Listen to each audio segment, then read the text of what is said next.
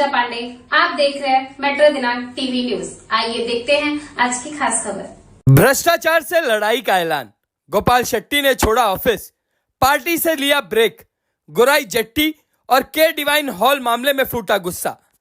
मुंबई बोरीवली पश्चिम के गोराई कोलीवाड़ा क्षेत्र में सरकारी फंड से शुरू हुआ रो जेट्टी का काम जैसे ही थोड़ी रफ्तार पकड़ने लगा था, वैसे ही 2 महीने पहले अचानक रुक गया।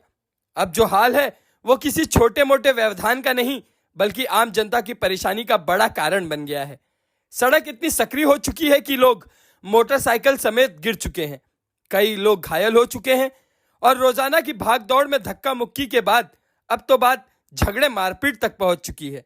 इस मुद्दे को गंभीरता से लेते हुए गोराई मच्छीमार सहकारी संस्थान लिमिटेड के पदाधिकारी मिलरॉय वेल्स और ऑल्डिन वसईकर ने पूर्व सांसद व जनसेवक गोपाल शेट्टी को एक लिखित पत्र सौंपा है, जिसमें उन्होंने मांग किया है कि यह अधूरा काम तुरंत शुरू करवाया जाए। इस पर प्रतिक्रिया देते हुए गोपाल शेट्टी ने आश्वासन दिया है कि वे इस पत्र को लेकर जल्द ही विधायक संजय उपाध्याय से चर्चा करेंगे और काम को फिर से शुरू करवाने की पूरी कोशिश करेंगे। मगर बात यहीं खत्म नहीं होती। गोपाल शेट्टी का गुस्सा इस बार बीएमसी की तानाशाही और भ्रष्टाचार पर भी फूटा है।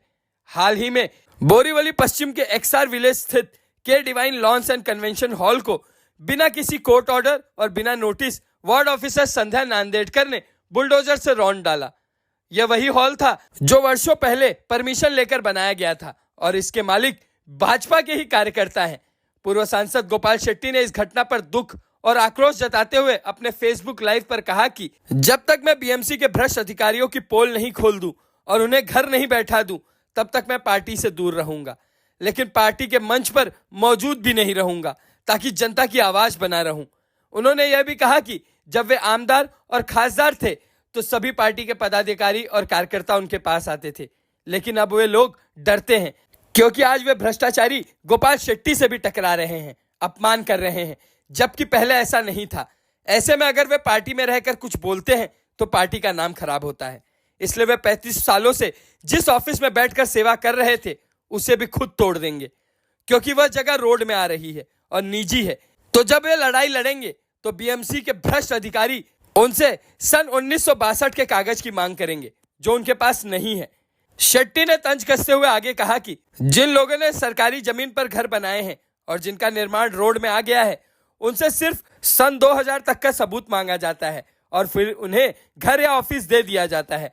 लेकिन जो व्यक्ति अपने ही निजी जमीन पर 30 से 40 वर्षों से बैठा है, उससे 1962 का कागज मांगा जाता है। यह कितना बड़ा अन्याय है, यही मैं उजागर करूंगा।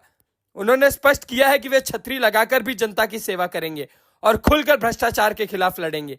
वन विभाग की जमीन पर रहने वाले लोगों के मुद्दे को लेकर भी वे मैदान में उतरेंगे। भावुक होते हुए उन्होंने बताया कि उनके जीवन में यह पहली बार हुआ है कि उनकी आंखों के सामने उनके पार्टी कार्यकर्ता का हॉल तोड़ा गया, वो भी बिना कानून का पालन किए।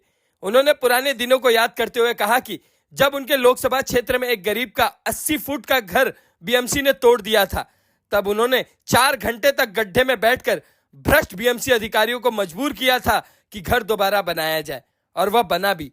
गोपाल शेट्टी का साफ कहना है कि वे ना पहले कभी पीछे हटे हैं और ना अब हटेंगे। गरीबों के लिए वे लड़ते आए हैं और लड़ते रहेंगे, और अब दावे के साथ कहते हैं, मैं सरकारी अधिकारियों के भ्रष्टाचार का अंत करके रहूंगा। अब आइए देखते हैं मेट्रो दिनांक टीवी न्यूज पर इस मामले में उपस्थित लोगों ने और जनसेवक गोपाल शेट्टी ने क्या कुछ कहा इस रिपोर्ट में। गोराई मच्छीमार सहकारी संस्था के लिमिटेड के कुछ लोगों ने आपसे मिले और रो जेट्टी में जो काम चल रहा था आपके फंड से, अब उसको रोक दिया कि लोग वहां परेशान हो गए हैं, एक्सीडेंट है, तरह तरह के लोगों को परेशानी का सामना करना। आप क्या कहना चाहते हैं? देखिए, सबसे पहले तो खुलासा ये करना होगा, मेरे फंड से कोई काम अभी उधर हो नहीं रहा है, सरकार के फंड से हो रहा है।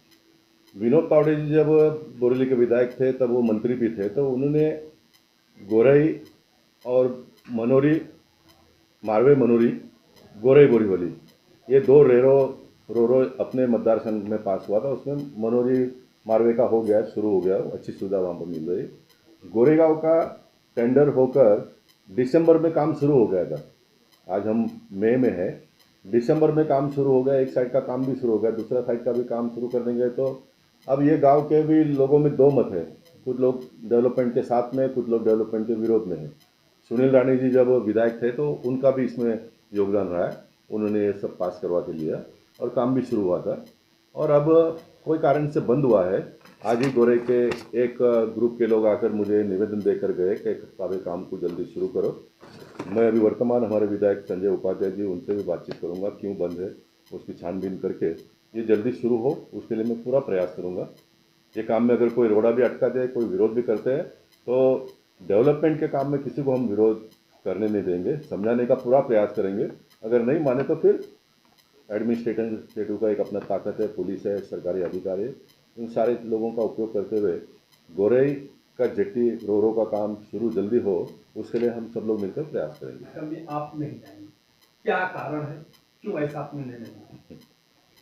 मैंने बताया, मेरे फेस लाइव पे आज सवेरे मैंने बताया, मेरे राजनीतिक जीवन में ये पहली घटना ऐसा हो सकती है जो बोरीवली में एक बहुत बड़ा शादी का हॉल प्राइवेट ज़मीन पर सरकार के कानून के हिसाब से महानगर पालिका को 46 लाख रुपया 6 महीने का रेवेन्यू भरकर परमिशन लेने के बावजूद भी बोरीवली की वार्ड ऑफिस संध्या नंदेशकर ने जिस प्रकार से उसको तोड़ने का काम किया है, बाकी सारा डिटेल मैंने प्रेस क्लब और मीडिया में बताया, इसलिए बताना नहीं चाहूँगा। इसलिए मैं दुखी हूँ और मैं खुलकर, मैं 200 फुट का भी किसी का घर टूटा होगा मेरे जीवन काल में तो उसको पूरा मदद करने का काम किया। और इतना बड़ा कांड होते हुए मैं चुपचाप नहीं बैठ पाऊँगा। मैं कुछ बातें खुलकर महानगर पालिका के अधिकारियों के बारे में, भ्रष्टाचारियों के बारे में आने वाले दिनों में मुझे कहना है, इसलिए मैं थोड़े दिन के लिए पार्टी के सभी कार्यक्रमों से अपने आप को अलिप्त कर लेता हूँ ताकि मैं खुल के अपनी बातें कह सकूँ। इसलिए मैंने ये निर्णय किया है। और मैंने जैसे कहा कि मेरे फेसबुक में जो ऑफिस में यहाँ पर आज बैठा हूँ, ये ऑफिस भी मैं अपने हाथ से स्वयं तोड़ने वाला हूँ। वैसे भी यहाँ से मेरा सवाल था, ठीक है, हाँ, यहाँ पर से रोड जाने वाला है, 1 साल के बाद में टूटने वाला है। तो मेरे लड़ाई को कमज़ोर करने के लिए म्यूनसिपालिटी के लोग मेरे पास से 62 का प्रूफ मांगेंगे, जो मेरे पास नहीं है। 33-35 साल हुआ यह ऑफिस को, तो मेरे पास वो नहीं है, तो मैं स्वयं ही इसको तोड़ दूंगा। लेकिन मेरी लड़ाई जो गरीबों की लड़ाई है, न्यायिक लोगों की लड़ाई है, उसमें कहीं पर भी ताकत कम न हो, इसलिए मैं ये निर्णय कर रहा हूँ। एक बात और आपको बताता हूँ, देखिए मुंबई शहर कैसे चल रहा है। गवर्नमेंट के ज़मीन पर अगर कोई कब्जा करके घर बनाता तो उसको 300 फुट जगह घर देने की व्यवस्था हुई है। लेकिन प्राइवेट ज़मीन पर आप घर बनाते हो तो आपको 1962 का प्रूफ मांगा जाता है। बनाने वाला एक बार बनाता है, उसको भ्रष्टाचारियों को, ऑफिसरों को पैसा देता है, पॉलिटिशियन लोगों को पैसा देता है, RTI एक्टिविस्ट को पैसा देता है, वो बनाता है, फिर 2 साल के बाद में फिर वापस कोई कंप्लेंट करता हूँ, फिर उसको परेशानी है, फिर म्यूनसिपालिटी बोलते 62 का प्रूफ लाओ, तो नहीं है। मैं बहुत माफ़ी मांगना चाहूँगा इस मुंबई शहर के लोगों से। मेरी सरकार होने के बावजूद भी, इतना लंबा समय में काम करने के बाद में भी, ये डेटम लाइन को आगे बढ़ाओ करके प्रस्ताव 10 बार दिया, लेकिन उसको मानी नहीं जाती है।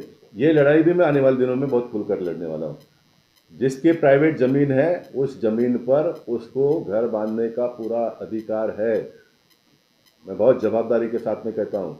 मैंने कॉरपोरेशन में भाषण किया, 1997 में किया है। मेरा भाषण का ये मुद्दा था कि मेरे बाप के ज़मीन पर मुझे घर बनाने का पूरा अधिकार है, मैं बनाऊंगा। महानगर पालिका उसका टैक्स ले मुझसे। आप ये नहीं कह सकते आप बिल्डिंग ही बनाओ, मेरे पास पैसे नहीं बिल्डिंग बनाने के लिए। मैं झोपड़ा बनाकर रह सकता हूँ उसको, मेरी परिस्थिति हो गई अच्छी, मैं उसको अच्छा बना सकूंगा। मेरा परिस्थिति और अच्छा हो सकता है, मैं और उसको बड़ा बना सकता हूँ। ये पूरा मेरा फंडामेंटल अधिकार है। FSI वायलेशन नहीं होना चाहिए। चटाई क्षेत्र जिसको कहते हैं, वो वायलेशन नहीं होना चाहिए। वो कानून को मेंटेन करते हुए मैं अपना घर बना सकता हूँ। ये क्या है मुंबई शहर में, लोग काम धंधा करें, नौकरी पे जाए, बीबी बच्चों का बारिश नहीं देखते हैं, परीक्षा का टाइम नहीं देखते हैं, म्यूनसिपालिटी को लग गया किसी को कंप्लेंट करवा देने का और तोड़ने का जाकर, ये सब आने वाले दिनों में बंद करना है मुझे। इसलिए मैं पार्टी से थोड़ा अलग हो जाता हूँ। मगर जिस तरह से सर मुंबई या महाराष्ट्र के कोने कोने में प्राइवेट हो या गवर्नमेंट की जमीन होते, जब कोई स्ट्रक्चर 1995 के बाद हटाया जाता है तो उनको कहीं न कहीं शिफ्टिंग कर दिया जाता है। तो क्या आपने अपनी लड़ाई कमजोर हो इसलिए आक्रोशित होकर, नाराज होकर के आप अपना ऑफिस तोड़ने जा रहे हैं? मैं आपसे एक और सवाल करना चाहता हूँ कि जिस ऑफिस से हर दिन सैकड़ों लोगों की समस्या हल होती है, उनके लिए आप क्या व्यवस्था, क्या वो नाराज होकर के, निराश होकर के आप कहाँ जाएंगे, उसके बारे में थोड़ा। आपने जो बात कही कि नाराज होकर, तो मैं कहूँगा कि थोड़ा नहीं, बहुत नाराज होकर मैं निर्णय ले रहा हूँ। बहुत नाराज होकर निर्णय ले रहा हूँ, क्योंकि मैं जब पद पे था तो मैं आंदोलन करता तो लोग मेरे साथ में आ जाते थे। आज पार्टी के कार्यकर्ताओं को डर लगता है, मेरे साथ में जाएंगे तो एमपी को खराब लगेगा, एमएलए को खराब लगेगा, पार्टी के लोगों को खराब लगेगा, इसलिए मेरी वो ताकत कमज़ोर हो गई है। लेकिन मुझे वो ताकत की आवश्यकता नहीं है, मैं अकेला लड़ सकता हूँ, मैं लोगों को न्याय दिला सकता हूँ। इसलिए मैंने ये भी कहा है कि ऑफिस टूटने के बाद में मैं एक बड़ा छतरी जो आता है ना, वो लेकर यहाँ पर बैठूँगा, वो लेकर बैठूँगा। आप मीडिया के लोगों को बताऊँगा, आप उसको आके शूट करके बताओ कि किस तरह से लड़ी जाती है गरीबों की लड़ाई, वो आप लोग बताओ आने वाले दिनों में आकर। मैं बैठूंगा यहाँ पर, मैं ये सारे सिस्टम में जो पैसा बनाने के लिए पॉलिटिशियन लोग, ये सारे लोग काम करते हैं ना, उनको बेनकाब करने का काम मैं करूँगा।